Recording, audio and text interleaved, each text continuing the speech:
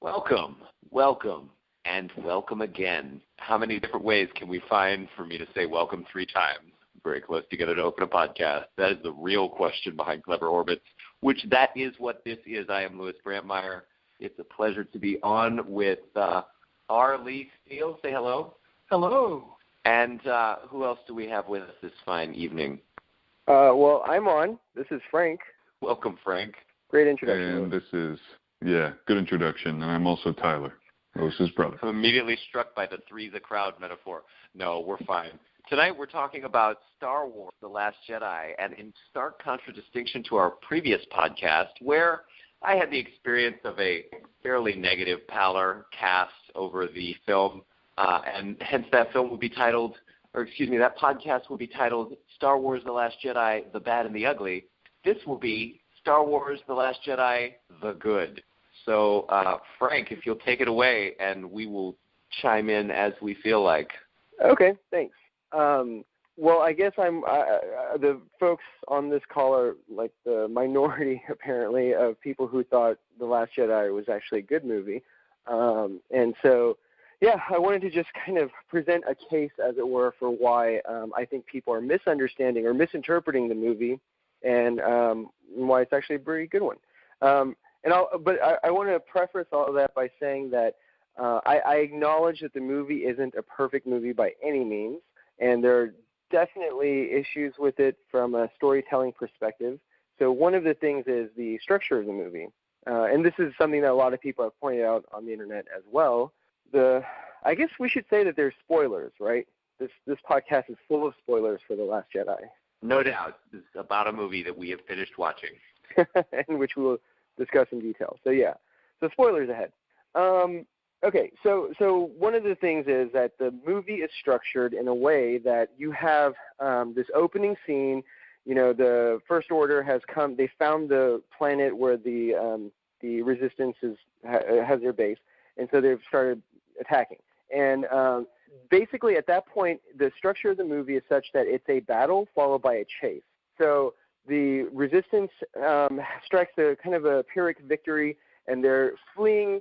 They jump to hyperspace, but when they emerge from hyperspace, they discover that somehow the First Order has been able to track them through hyperspace, and they appear, and a chase ensues. And what Rian Johnson, who's the writer and the director of this movie, did is that he framed it so that what you would most movies, real quick tutorial, there's a first act, a second act, and a third act. The first act is all set up. The second act is what's considered by many writers to be very difficult to pull off successfully in a movie because it's a very long act. Like, these acts aren't all equal length. The second act is usually twice the length of either the first or the third act. And it's so long because it's the middle of the story, and it's where you set up your heroes and have them just go undergo obstacle after obstacle after obstacle. So a common analogy is, in the first act, you write your hero and have them climb up a tree. And then in the second act, you start throwing rocks at the hero while they're in the tree, trying to make them fall out of the tree.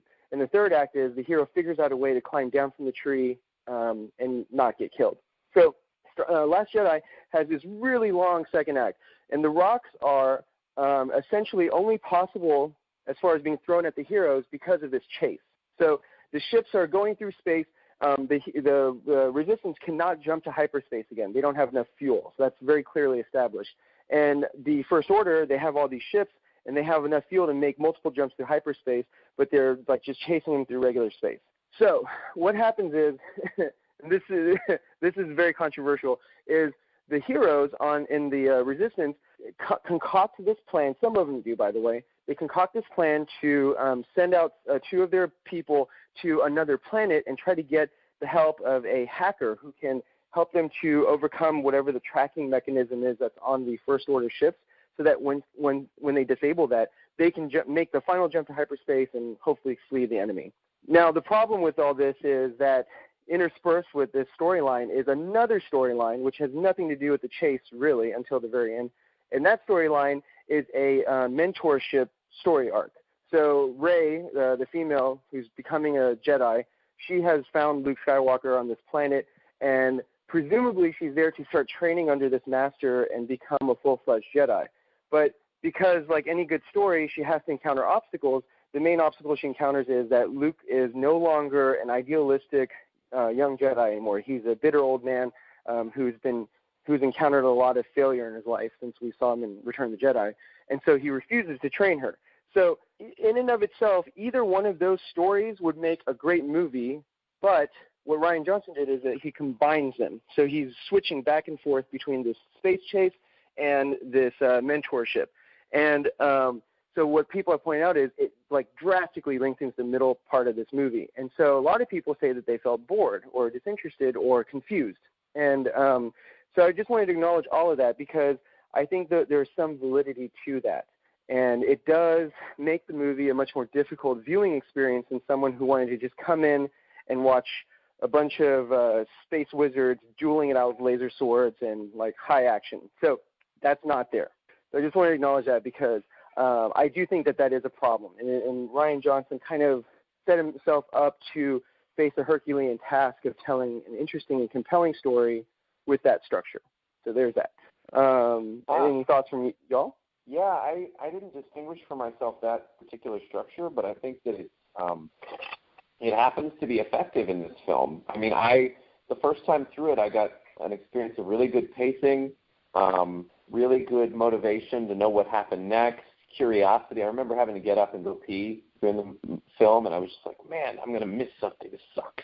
I really don't want to miss anything. And of course, it was the critical scene where you first find out that Luke basically tries to kill Kylo, or is tempted to kill Kylo early on. And I think it was told, I'm not sure whose side it was told from when I got up. But anyway, my initial experience of the film was just as this grand space adventure, and it was fun, and it was like really interesting to see those two plot lines interspersed. I see the argument for separating them off into two separate films. Like I think that could have been done, but it, how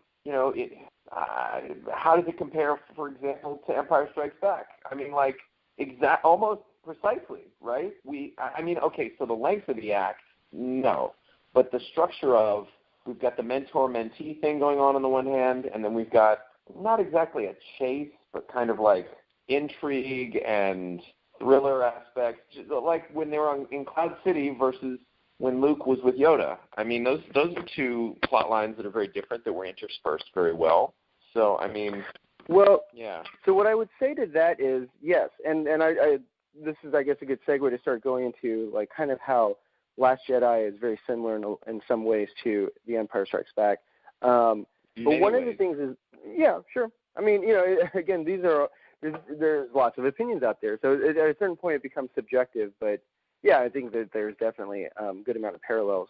But with the Cloud City example, so what's interesting in Empire is that Cloud City happened as essentially it's the third act. I mean, one could argue it gets introduced at the end of the second act, but the bulk of the action takes place in the third act. And so Cloud City becomes this meeting place. It's where all the two main separate storylines that took place in the second act of Empire Strikes Back, which is the space chase, that's Han Solo, Leia, and the Millennium Falcon, they're trying to get away from the Empire. It's a chase. Yeah. It's also a chase. Exactly. Yeah. And then there is that mentorship story arc where Luke has landed in Dagobah, meets Yoda, and begins training. So who is it? I'm totally blanking on his name. But anyway, the screenwriter for Empire Strikes Back, what he did is he had it so that, thank you, yes, Lawrence Kasdan. What he did under, apparently, from what I've read, George Lucas's guidance is he set up the story so that you have these two separate storylines. You're jumping back and forth between them throughout the second act, and then by the beginning of the third act, the storylines converge on Cloud City. So Cloud City becomes like where it's what's called a payoff in screenwriting terms. So the setup is basically you set up a situation, and the payoff is where the situation just totally explodes into mayhem and chaos and fun and adventure. And that's what Cloud City does. But here in The Last Jedi, what they did is you have actually this is a part of what I was eventually going to get to with the story structure problems, is that there's the space chase, then there's Rey training with Luke. Well, we'll get into that, but she kind of doesn't train with him, but it seems like it's going that way. And then in the middle of the second act, there's yet a third storyline introduced, which is when Finn and Rose go to Canto Bight, I think is the name of that planet, which is like this luxury casino planet. And there they meet a character called DJ. Yeah. I want to put in, when there is that proliferation, I don't want to cut you off, but I do see the argument that there's this like proliferation of storylines and the attention of the viewer is too thinly distributed between them. Like when you have 3 going on, it's no. I mean, you can do that in like Ocean's 11 where you've got like 8 different things going on at once, and that's just the nature of the movie. But yeah, anyway, especially when it's part of a larger plan. But yeah. Yeah, and so those kind of movies, they're called ensemble pieces. They actually, there's a long history of them that are successful, and one that immediately comes to my mind is Magnolia by Paul Thomas Anderson. That movie has, I think, like 5 or 6 storylines, and they are like there's a beginning, middle, and an end, and the beginning and the end do kind of wrap things up to a certain degree. But for most of the movie, even in the first act and the third act, there's never just one easy convergence of all the storylines. It's more like so that movie's kind of like a symphony where you have all these different melodies that are like blending in and out, weaving in and out, but yet there's no like one solid, definitive, easy wrapping up of all the storylines. But it's not supposed to be that way anyway, and it works. But so again, kind of like what a lot of people say is an issue with The Last Jedi is that you expect that there's going to be this like nice, clean wrapping up of all the storylines, but it sort of defies expectations, and so it doesn't. So the Canto Bight storyline, they meet this guy DJ who is supposed to help them, find this like sensor on the First Order ship that's tracking them through hyperspace and disable it. And as it turns out, towards the end, he doesn't do that. In fact, that whole storyline actually, one of the main things that people complain about is that it was unnecessary because Finn and Rose fail in their quest. They're unable to stop the First Order's tracking, and they almost die in the process. And it's only because of Vice Admiral Holdo that she, when she like uses her ship to jump into hyperspace as like a missile basically and destroy many of the First Order ships, that's the only way that they're able to have kind of an escape, but then it's not really an escape. So there's all these expectations that get set up in the movie that don't actually pay off the way that you think they will. And so what I'll go into here in a little bit is that I feel like that's part of the genius of the movie, but it pisses off these fans that went in thinking they're just going to see a straightforward Star Wars action-adventure movie, and that's not what The Last Jedi is. So yeah, I like this. So you're starting off by responding to the situation critically that exists around this film and the arguments people might make to say that it's bad. Now, I do want to make sure that we end up focusing really clearly and powerfully on just the stuff that we really loved, right? Sure. Yeah. So I get that there may be more of a like context that you want to create, and I'm all for that. So yeah, I'm kind of letting you hold the reins here, Frank, because you've got a lot of thoughts riding on this one. So I do have a lot of thoughts. I've been thinking about this a lot, actually, given conversations I've had and what's on the internet. But yeah, so well, essentially that's the context I wanted to set, which is that the way the structural issues with the movie, I agree, are actually kind of problematic in some sense. Like, yes, the thing with Canto Bight is essential, I think, to the kind of story that they wanted to tell, but it also created this huge problem where you have this really long second act that just throws a lot of stuff at the viewer. And if the viewer goes in and all they want to see are Jedi fighting Sith, they're going to be completely disappointed by that. And to a certain degree, I actually blame whoever cut the trailer for Star Wars for The Last Jedi, because that trailer actually makes, like, it hints at none of this complexity. What the trailer kind of gets you to see is space battles, Rey training with Luke, and then the battle on Crate. And so, like, if you see that, you think, oh, okay, this is going to be kind of, this will be like Return of the Jedi more than anything else, because that was like battle on Endor and a space battle. And then Luke doing Jedi stuff. That was really cool. So the expectations to a certain degree were set by the filmmakers, and then those expectations were completely subverted. So I guess, now would be a good time to talk about what really worked well for that movie and what I love about it, and I think what you guys probably enjoyed about it too, which is, that the movie, if you can set all of your expectations about what a Star Wars movie should be aside, just take it and just put it somewhere else and just look at the film and experience the film as it is, then I think it's actually one of the most subversive movies in the Star Wars canon, and even darker than Empire Strikes Back, and really like kind of starts to break open what is possible in terms of telling a Star Wars story. So, I'm actually going to. What's that? That we ought to let go of our stories about what a Star Wars should be and be present with the film. Yeah. Or, as Yoda said in Empire Strikes Back, you have to unlearn what you have learned. Oh, do more of that. That works really well on the podcast. That was really clever. I did that with, we had one podcast a while back where I quoted, it was about Discovery. It was very early on. It was about, like, letting go of expectations of what you think Star Trek should be. And one of the characters actually said something like that. And so at one point I quoted them, and I was like, to all those people who don't like this show yet, listen to this. Anyway, but keep going. You're on a roll. I'm going to have to, like, grab the reins from you in a minute or two. So, but because I want to make sure everybody gets a chance to say some stuff. Sure. But, yeah, I want to make sure you get at least the brunt of what you've committed clearly so much time to. I really appreciate it. Out. So. Well, okay. In that case, I'll bring up one of the main points about what I think works super well in the movie, but that people hated because they had these expectations. And then we can, you guys feel free to chime in and tell me your thoughts. And if I'm just completely full of shit, then that's fine.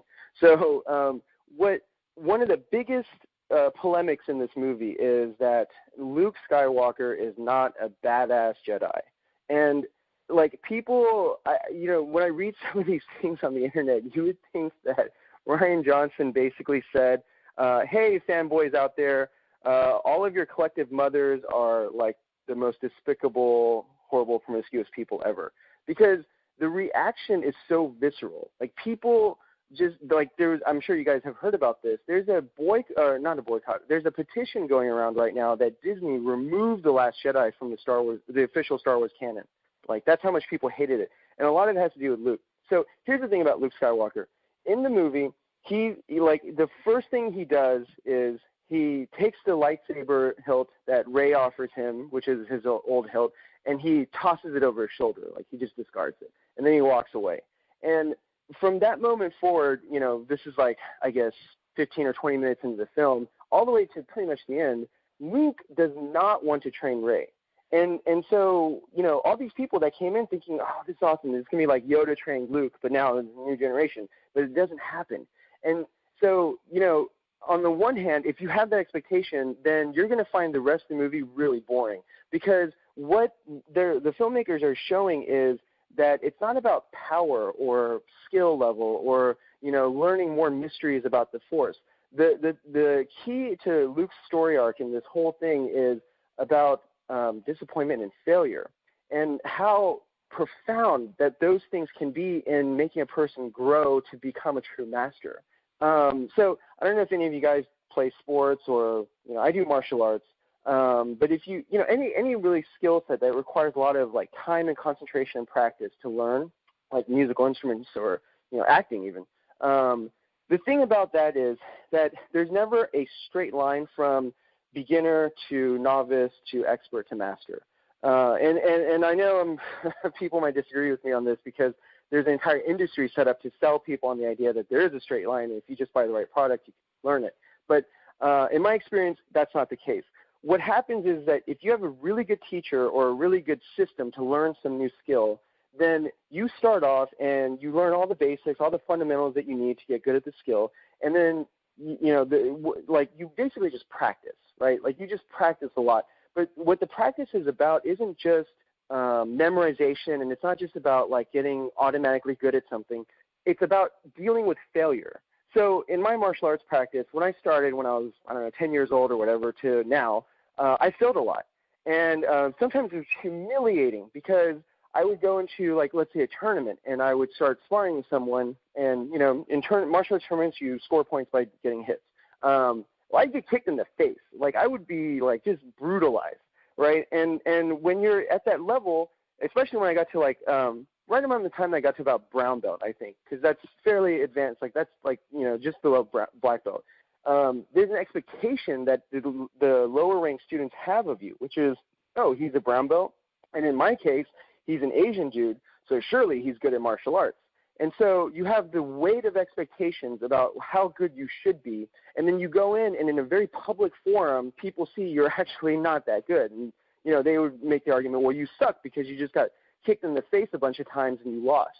So what this movie is showing is pretty much that story arc.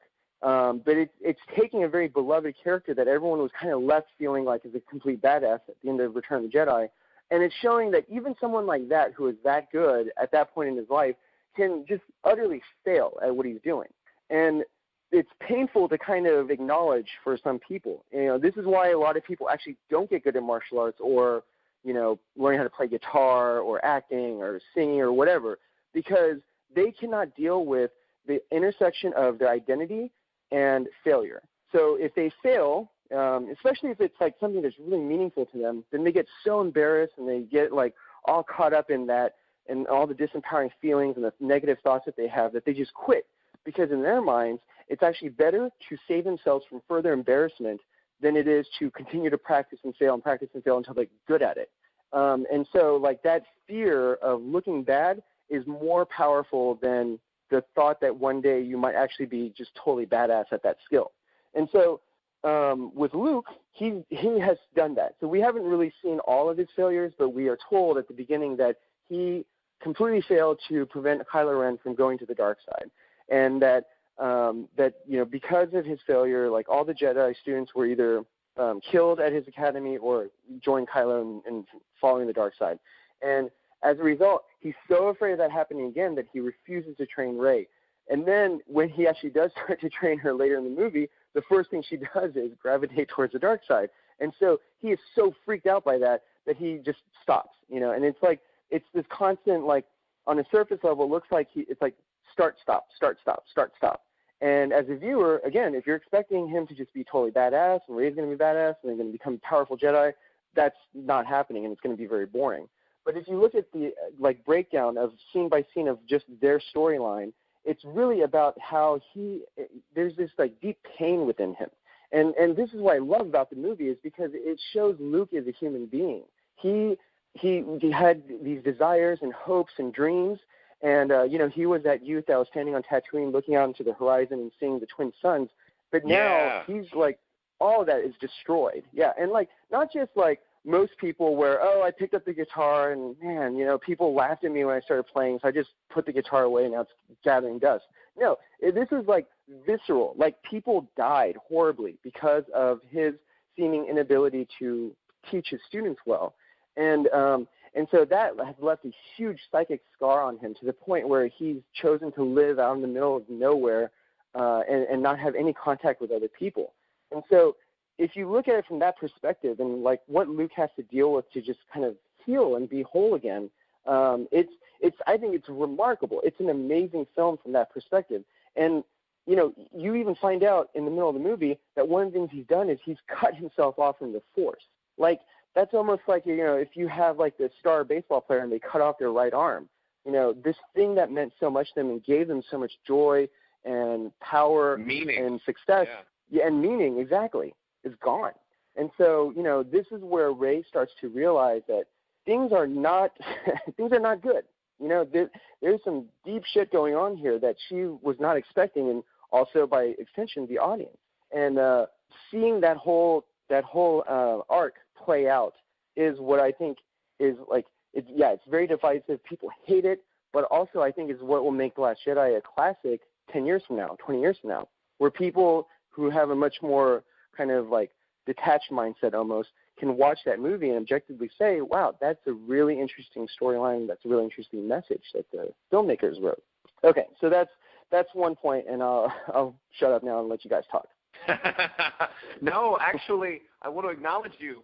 That was beautiful, brilliant, elegant, super fun and a pretty cool point-by-point rebuttal to the guest we had on our podcast around the time of my birthday, which, like, you know, I wasn't expecting for my birthday to have a podcast where, like, we have a special guest who's never been on a podcast just, like, rain black sludge on a film that I was excited to talk about and get like, fun conversations around. And so, like, that's part of why this podcast exists. This is the counterpart. This is where we answer, and I actually am glad that it's happening now because those are legitimate viewpoints and contentions against the film, and now we have a clean slate from which to spend 16 minutes talking about our perspectives on it. And to start, well, I mean, like, you also already have a really wise and kind of powerfully positive view on the film, and I resonate with and pretty much agree with everything that you said. I do like that it was human and that showcased failure, and that there was the psychic scar, and it's really about his healing and his freedom from the stuff that he made up about himself, right? When he failed, and then Yoda has to appear in order for him to get further trained, which was ironic and really cool because, like, you know, he was trained in The Empire Strikes Back. He was trained just a little bit in Return of the Jedi, but who knew that Luke needed more training to become a better Jedi? And so, well, anyway. I just want to make a real quick point about that. I feel like, okay, only one. I feel like, so again, I'm just going to use my martial arts training because to me that has been such a great teacher in my own life, and, you know, the listeners and you guys can map on your own journeys in whatever fields that you're in to this. But so one of the things is that in my martial arts training, I've had the benefit of having really good teachers. And one of the common threads between all the good teachers that I've had is that you never stop learning. Like, even so in Brazilian Jiu-Jitsu, there's like the red belt, which is higher than black belt. And it's like, you know, a very, very few people have ever attained that. Wait, but even belt? those people, higher than black? Red belt? What's that? Yeah, I know, because it depends on the style. Like, a lot of martial arts, the red belt is actually much lower than even brown belt. Really strange with color in karate, apparently. Okay. For Kung Fu. But regardless, my point is, you know, belts don't even matter, right? Like, what really matters is anyone that you can point to and say, oh, that person is a master at what they do. Like, there's no one better than that person.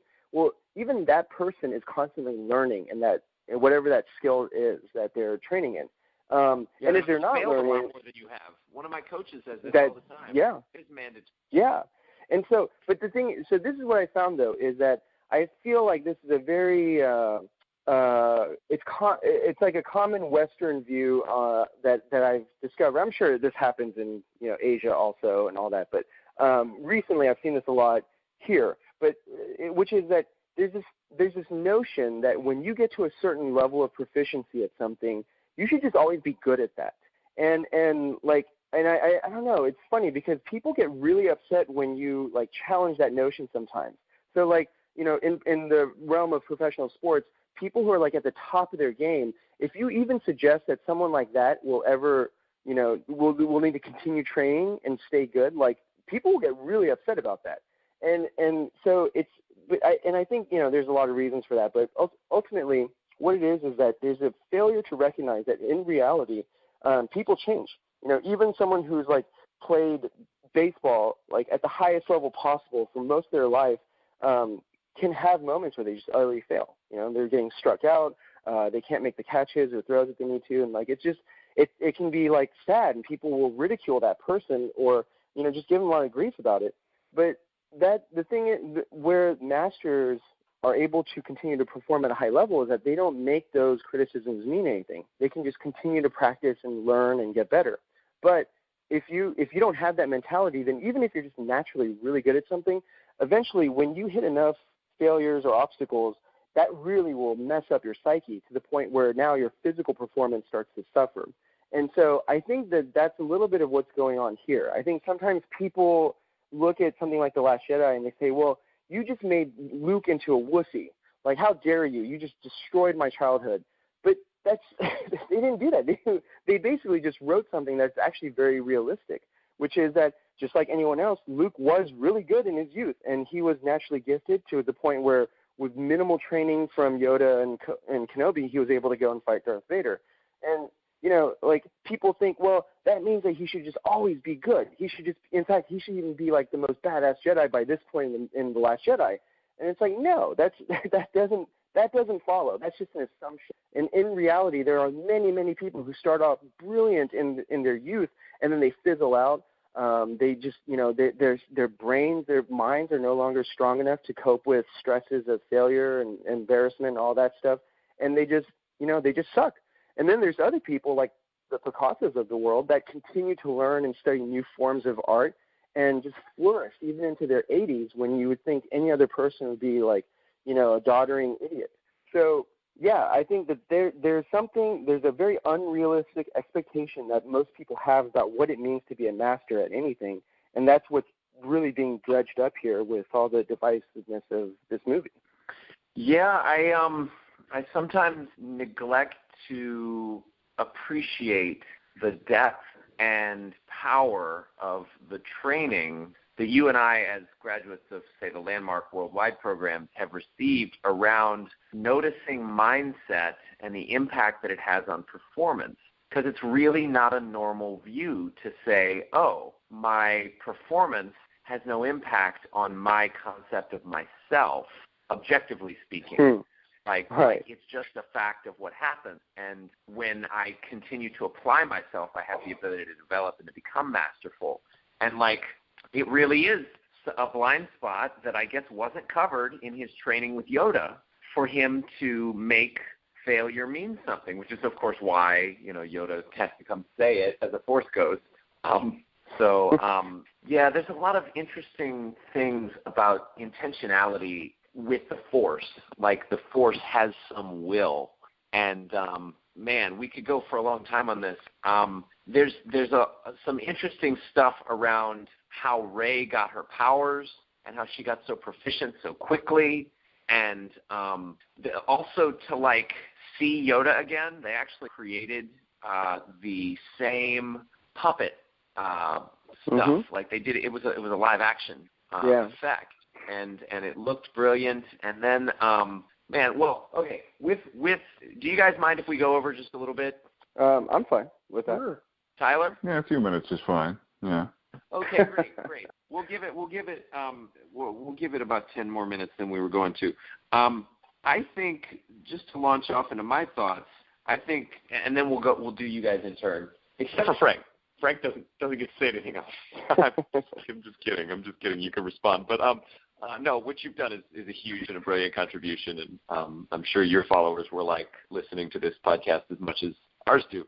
But I mean, your personal followers. Yeah, it was fun. It was entertaining. It was heart-wrenching at points. And I liked how the characters developed. I liked what happened with Rey. I liked how she was, like, kind of tempted to the dark side, and then it just was kind of empty. Like, oh, I'm going to go explore. All right, well, there's pretty much nothing there. Okay. And then she goes over to visit Kylo, and that was very interesting. I feel like they could have gone a different direction with the whole Kylo meets Rey thing. There were a lot of, and maybe, Frank, maybe we can let you talk about the Empire Strikes Back comparisons just a little bit maybe, but, you know, there's the training, there's the, as you said, there's the chase.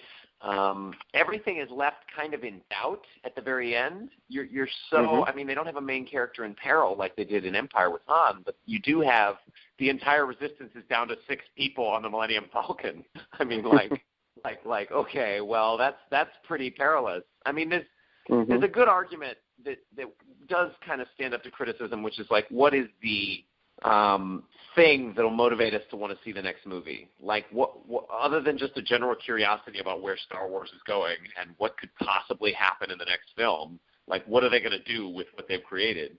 Other than a general curiosity, there's no, like, significant pull. I mean, maybe they'll have Star Killer Base 2. I mean, I don't know. That's another thing, and it's not as much a criticism. I mean, like, I liked it. It was fun. It was entertaining, and it added something, as you say, subtle, or as you kind of implied, subtle and intricate and distinct to the Star Wars trilogy. So that's my thoughts. We'll come back to the Empire Strikes Back references right before the end. But Tyler, what did you like? You've been awfully silent except for the one-off comment. Well, there were a lot of points that Frank made that I agree with. They were very clear and concise and pretty much described what I had to say about the film, which would have been on the other podcast. But here I just want to say I liked what they did with Luke's character. I am repeating some of what Frank said there. But, I like that Luke You're is definitely allowed more to have human. Opinions. Yeah. The original trilogy, the films just seemed so, there was not 1 second, besides from maybe the part where Han gets encased and frozen in carbonite, where you think, oh no, something's going to happen. Or when Luke gets his hand lopped off, you're like, oh no, something's going to happen to our characters. That never felt for 1 second. And besides Obi-Wan, okay, there are a lot of moments, but you know they're going to succeed. You know that things are going to turn out okay. You do not get that with Last Jedi. You get a lot of doubt, especially in the very final moment where, not the very final moment, which shows that, hey, the Force is a little more pervasive than we're led to believe in pretty much every other Star Wars movie. But, yeah. Odds don't look great. 6 people, also Leia, which, as it turns out, we don't have her either. Which, rest in peace, Carrie Fisher. You're amazing. Yeah. So I loved how hopeless the things were. I know it sounds like no, that makes it a good movie. I want to see that makes for a compelling setup. I think right there to see just how the Resistance pulls whatever support they're going to find. How are they going to pull off whatever they're going to pull off to stop the First Order and Kylo Ren? And what's going to happen with Kylo Ren's character. And I just liked everything about it. I liked that it wasn't exactly what I thought it was going to be. I liked every point in the movie. I enjoyed Finn wait. and Rose's diversion. Stop you real quick. Go ahead. Stop you real quick. So what you're saying is when you go to a film, you don't want to see exactly the same movie that you've seen 1,000 times before? Is that what I'm hearing? Pretty much everyone who's ever really gone to enjoy a film or enjoys films occasionally or frequently. But you're saying basically you like that it wasn't a rote, mindless repetition of earlier films that you've seen. Yes, thank God. Because I think that's. I'm emphasizing that because it's a great point to make about the film. I mean, it's different. It's cool because it's different. Go ahead, though. Yeah. Right. I even enjoyed Finn and Rose's diversion, their journey to find a code breaker. Sure, I thought that could have been a separate movie,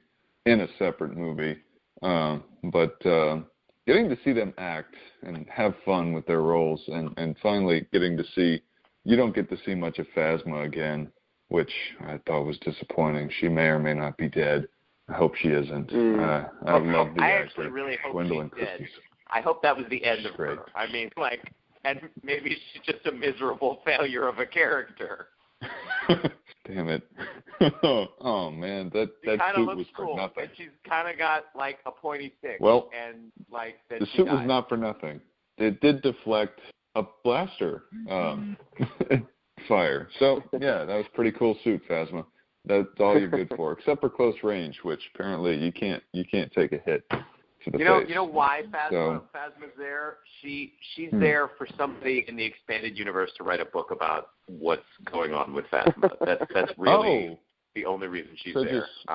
Along with Snoke, which who knows if he's going to get any kind of explanation in the next film. Which, you know what? At first I would read that book. I wanted to know more. I would read a Star Wars novel titled Snoke. What the hell was going on with that guy? Please tell me. Yes, and that's the perfect subtitle. Please tell me. Yeah. Well, this is why I wish we had more time to talk about this, because I feel like that was actually another really interesting thing that they did to make the movie unexpected. With both Snoke and Phasma. I want to hear this. I really do. Because and there were a lot of points made by people after the film had been released. I'd read a bunch of articles I wish I could credit the sources, but I know it was on Cinema Blend AV Club IO9, various sources that say when Rian Johnson was interviewed and asked about the character, he basically said it wouldn't have made sense for us to have him explain who he is to Rey. It wouldn't have made sense to put more time towards his character than we needed to. It would have just been like fan service to answer that question. It would have been like, who's Darth Plagueis? Or even if that's even the answer, but I did like the part where he gets cut in half. That was great. Like, I mean, oh, beautiful. Pretty much the only thing he does in the movie is get cut in half. Yeah, it was great. He does showcase that, I'm very powerful and you're nothing but a fly to me, Rey. But that he gets cut in half, it's great. And then you get a close-up of his very deceased top half later in the film. He's more than somewhat dead. Like just Mr. Carcass. He also, anyway. Just real quick, Darth Maul died that way. Darth Maul got cut in half. And Darth Maul came back. A visual reference. This is just how Sith die, I guess. But guess what? He came back. I don't know if the Clone Wars and the Rebels animated series are canon, but he does return. So I'm wondering if maybe they can go a certain route. Yeah. In both series. Yeah, that's an interesting story unto itself. There's some great, not podcasts, but what do you call it? Right, but videos on YouTube about that. So. Well, so I feel like the thing with Snoke and with Captain Phasma also is that so there's this thing right now in our society, in real life, where you have people who commit atrocities and grievous acts of violence, and it gets reported in the news, and their pictures get put up on news media websites and shown on television, all this stuff. And there's a group of people who believe that is in a strange way sort of glorifying the violence, like not that they're planning to, but just that when you do that, what it emphasizes in the common psyche is, this is a way for someone to get known. It's terrible what they did, but like now they're going to be remembered for some period of time in history. What I like is that in The Last Jedi, Snoke is clearly a very bad person. Seems to have no remorse, causing mayhem and death. And wait, so let me sit with that for just 1 second. Snoke is a very bad. Yes, very, very bad. Understand you, Frank. Like he's not a nice guy. Let me clarify, because so to further my point here, let's take Kylo Ren, who's also a very bad person. But there's a difference where Kylo Ren has some inner turmoil, some inner conflict about what he's doing. Snoke has none. Snoke is just like purely evil. And so what I like is that in the movie, the writers chose to de-emphasize Snoke. And for that matter, Captain Phasma, who, she's badass and she has a cool suit and everything, but she's never in conflict about what she should do. Like, she knows, like, I'm following the First Order and I'm going to do whatever it takes. And so people like that, who are just so clearly on the path of violence, don't get a backstory, right? Like, you never find out how he came to power or why she does what she does. Like, they just die. Maybe Captain Phasma didn't completely die, but regardless, they're taken out of the story. And someone like Kylo Ren, on the other hand, is kept in the story and becomes further developed as a character, and more stuff happens by the end of the movie. And so what I think is going on is that, like, when Rian Johnson says it didn't make sense to explain where Snoke is from, it doesn't make sense in the context of, let's tell a story where we want to show three-dimensional characters who have some chance at redemption, right? If that's your context, Snoke definitely has no chance at redemption. He doesn't want redemption. Like, he's on the right path in his own mind.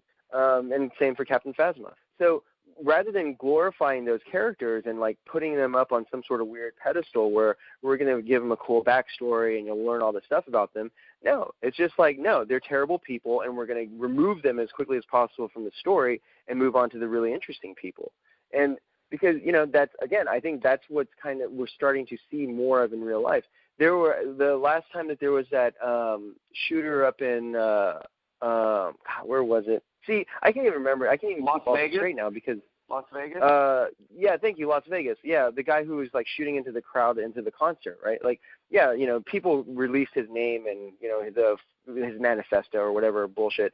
But some people actually chose not to focus on that person. They wanted to focus on the victims and like who these people were that were shot, who the families were, their personal stories and all that stuff. And it was a very interesting way for some outlets to cover that news. Even I couldn't even tell you what the guy's name was because I kind of felt like, yeah, I don't want to know who this asshole is. I want to know what can be done for the victims. And so, yeah, I think it is a very interesting choice. And again, like if you're going in there thinking this is going to be a rowdy space adventure and you want to know that kind of stuff, of course you're going to be very disappointed that you didn't find out anything about Snoke. He just died at the hands of his own student, mind you, which I think is a great sort of statement on how violence perpetuates violence.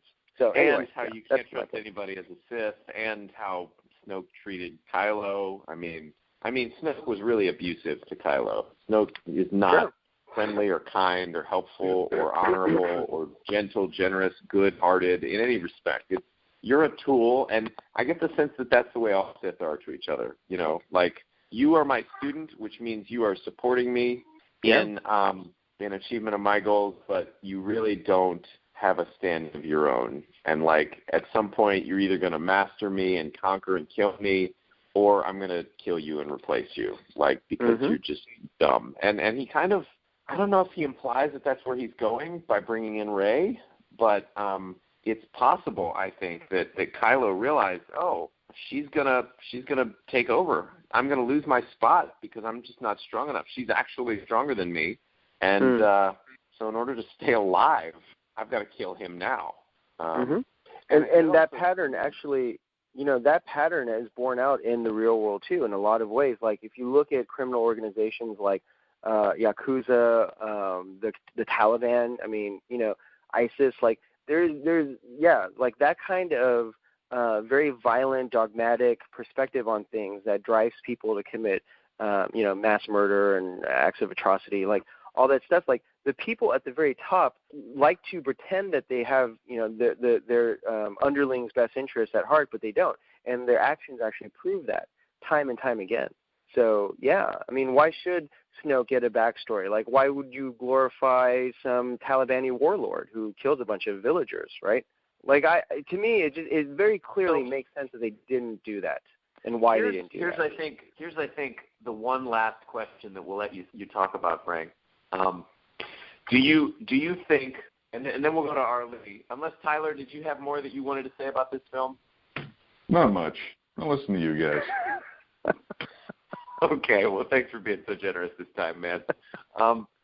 So I think the real question that actually, Frank, you shouldn't answer, but you should just chew on mentally, is Snoke supposed to represent President Donald J. Trump?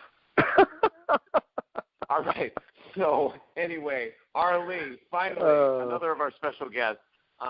What did you think about the movie? And we've got about 5 minutes, so yeah. Which is a little more than we originally intended. But yeah, go ahead. Well, I'm just going to comment on the cinematography.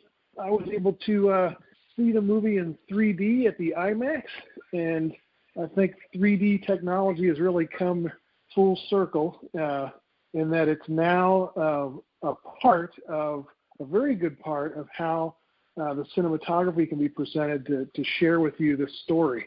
And the 3D was so well done that after I put the glasses on, I didn't even realize I was watching 3D until it was over and I had to take those glasses off and drop them in the bucket.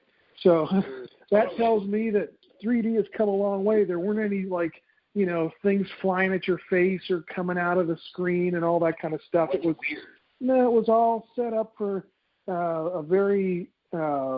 it helped you to understand the circumstances and the scale, and they used it in a way to tell the story, which I think was really we're starting to see now with 3D. It's a part of the story. I think Avatar was really the beginning of that.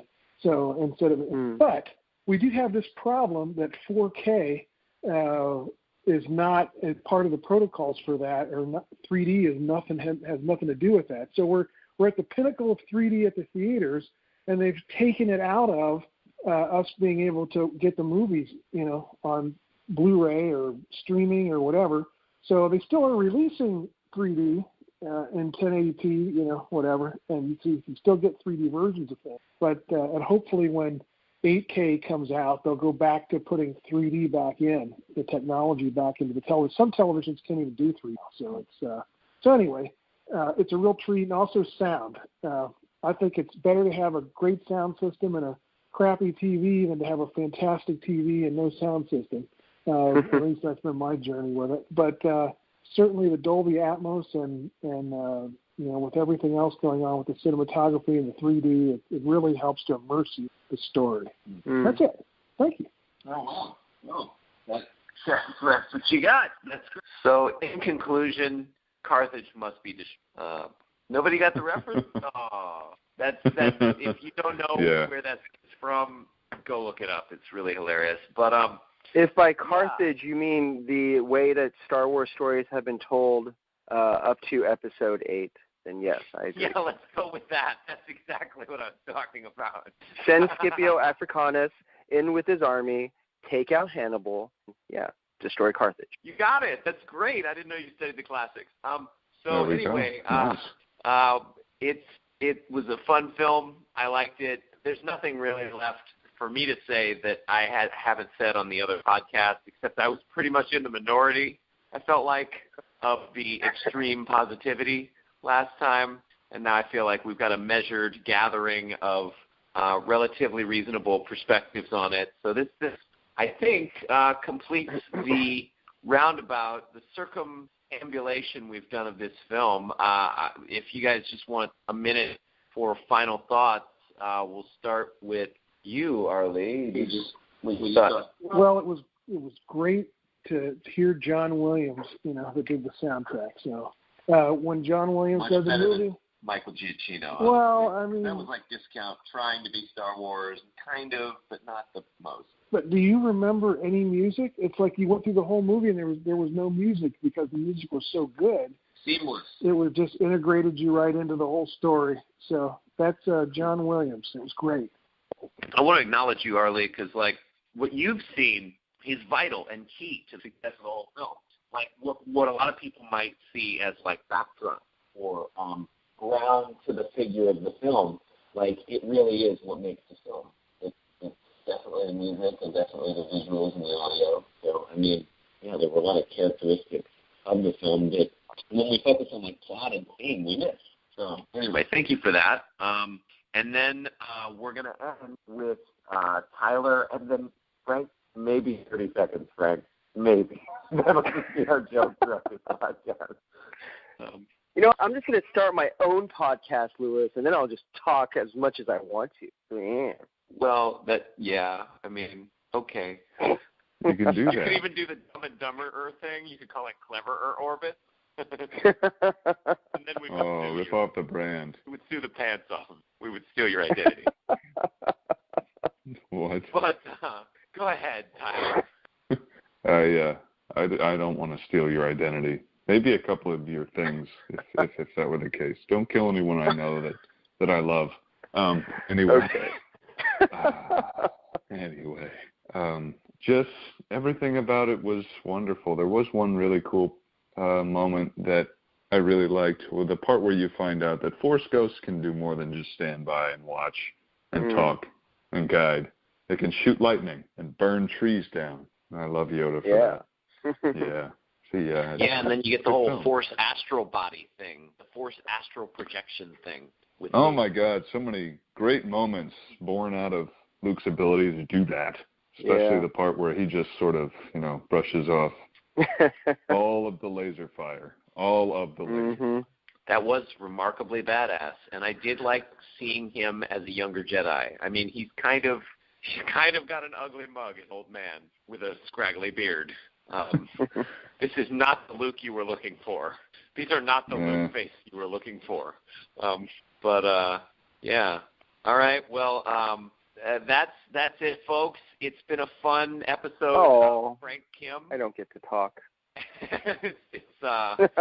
We're just gonna actually, you know what? That'll fit really well because I mean, you did do a damn fine job of highlighting what was good about this film. I didn't even get to talk about why Canto Bight is a brilliant scene in modern times, a blistering critique of the industrial complex, the military-industrial complex. I didn't get to talk about that. I think That might merit another podcast. We might get on just you and I, and because I'm willing to listen and I'm curious, but or why Rey's vision in the dark side pool actually is just as profound as Luke's vision of Darth Vader in the cave in Dagobah. But it's, keep teasing us with other stuff that you've figured out. We're definitely doing this third podcast. One more thing. There's got to be one more thing, and then I'm definitely 100% behind it. For me, one more thing? Yeah, one more thing that you can tease as a teaser trailer, but not talk about. Oh, okay. The Force is actually awakening, and that if Disney doesn't chicken out because of all the bad reviews and backlash and all that, and they follow through to the logical conclusion of the storyline, then everyone in the galaxy will be Force wielders. Whoa. Here's hoping. And next week on Clever Orbits, we discuss why Star Wars The Last Jedi was even cooler than you thought it was. And finally, I am really looking forward to that podcast, actually. I want to thank Tyler Brantmeyer and Arlie Steele for being a part of this, and Frank for contributing massively and elegantly to the realm of the conversation around this movie. I think you really redeemed it in the minds of every and anyone who might be dealing with it and willing to listen. And also, I think that we've done a good job here. So to everyone, a good night. It's been a great podcast. Epilogue. Yes, you are still welcome at Clever Orbits. However, we have an amazing partner in crime and creation. His name is Frank Kim, and we're committed to him here at Clever Orbits and his amazing media productions. So I'm here to step aside for a moment and let him talk about those productions. Frank, take it away. And Thank you. Let's take it all the way away like you usually do, because only got a minute or two. Thanks, and good use of the word epilogue. Well, I'm involved in a series called Heroes and Halfwits.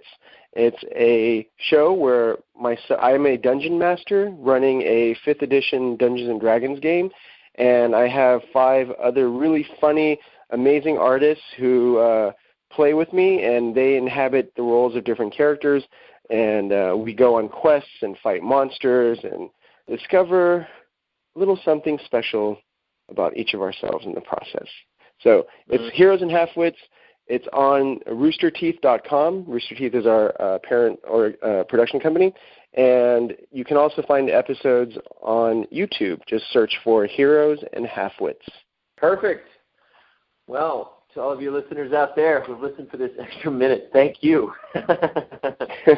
And I hope you enjoy Heroes, Halfwit, and our heroic halfwit, Frank J. Kim. And in conclusion, Carthage must be destroyed. Thank you all, and have a great night. Bye.